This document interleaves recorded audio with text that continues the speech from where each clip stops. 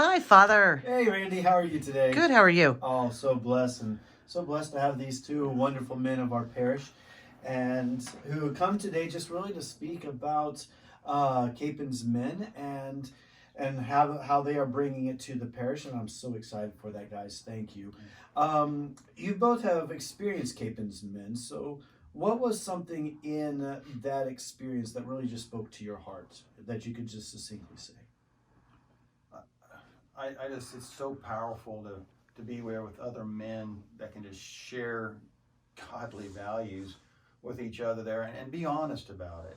Mm-hmm. You know, we're fallible, but we pick each other up, and with God's grace, we help each other try to be better and try to follow Father Kapaun's example. You know, that's a pretty high bar, but you know, we try to do what we can to be better fathers and husbands, you know, just better parishioners to help out. So, Phil, what spoke to you in the whole Well, process? there's many things. One is I like the camaraderie. Mm-hmm. There's people from all ages, all walks of life Oh, excellent. coming together as a family, as a Catholic family. But also there's a lot of faith formation, and in watching the videos, it really challenges me to become in taking inventory on how to become a better father, a better husband. Mm-hmm. You know, it deepens my faith. Mm-hmm. So, you know, and it just overall makes me other-centered, Yeah. more so than self-centered. Okay. Not that I do it perfectly. Yeah, no, we're always in that process of conversion, Right. always in that process of great growth and allowing Jesus to touch our heart. This is on really just kind of off the top of your head. What was one way Jesus touched your heart as you participated in this? What would you say? He just simply came up to you. I mean, in the top process of becoming that better dad, as you said, having that camaraderie, being formed in the faith. What was one way Jesus just said to you, Glenn, hey, I want to touch your heart here. What was that thing? I think the main, especially with this here, is like, you're not alone. He says, I'm with you, and I've got all these other great men that are here with you. He said, you don't have to learn from your mistakes, you can learn from theirs too. Mm-hmm. And you can learn from their wisdom. There's a lot of wisdom and experience that gets shared in these efforts. It's awesome. Very good. So the Lord touches you in that way of knowing that you're not alone, which the devil always wants to try to tell us that, you know, you're by yourself. You got to do this on your own. You got to kind of prove this to God. And Jesus just saying, no, you've got me. You've got all these wonderful men. What about for you, Phil? Well, for me, it's just the way it's really touched me is it's kind of challenged me to share what's been given to me. I consider myself a blessed man, and there's we're all on a journey, and we're all in different places in our journey, and we all help each other. You know, I think of what was that Baton March during the war? I always visualize that, and you know, the prisoners are marching these miles and they fall, you know, and they pick each other up, and that's kind of how I envision this. It just calls me to be more, to reach out, to share. That's what we're called to anyway. Mm-hmm. So you're just saying Jesus then, in a way, maybe even too, of picking you up to help encouraging you, or your fellow brothers with that, picking you up. And again, of course, that leads right into Father Kapaun's life, where he just carried a man all the way, just preventing him from being shot.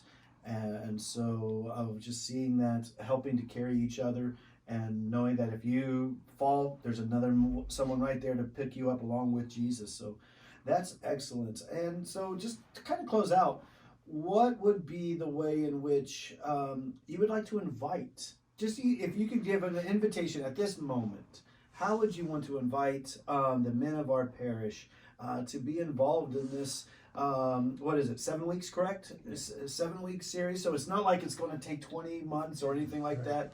Just 7 weeks to have that camaraderie, to have this great time of fellowship of men in a prayerful way. Please, just give that invitation. How would you want to invite them, Glenn? You know, if I have to struggle with, do I need to get up an hour early one day a week? 7 weeks later, I would feel so much more blessed doing it there versus what I'd get by having 7 extra hours of sleep during that time. Mm-hmm. I mean, the formation and just the presence you feel there, you're not going to get that with an extra hour of sleep every day. You know, Okay. I remember Bishop Gerber one time saying, we make time for what's important to us. And I think that applies to all men as husbands, as fathers, as providers. You know, what are we teaching our kids? And you know, we can values are caught, not taught. We can tell our kids everything that we believe. If they don't see us living it, it's going to go in one ear and out the other. And so I feel that obligation. And then also, there's never a good time to go. There never is. There's always, you know, I have to do this, I have to do that. And I was thinking about what Bishop Gerber told me. You make time for what's important to you. And I just really strongly invite you to try it at least once. And come check it out. Yes. Well, very good, guys. I am excited and to have this program here at our parish. I thank you for your experience with the program and to continue to allow the program to form your hearts as it will be forming hopefully many men of our parish.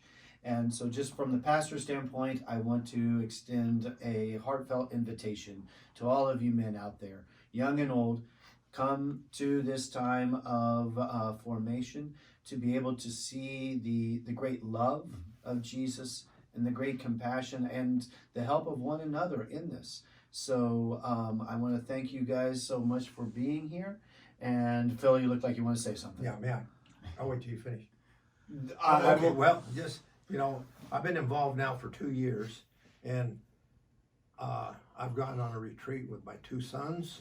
I've gone with my sons and my grandsons, and I felt very privileged to experience that. Okay. Anyway. Well, please then, everyone, join us and to enjoy this time of fellowship with Jesus and learning from the great example of Father Kapaun. Thank you.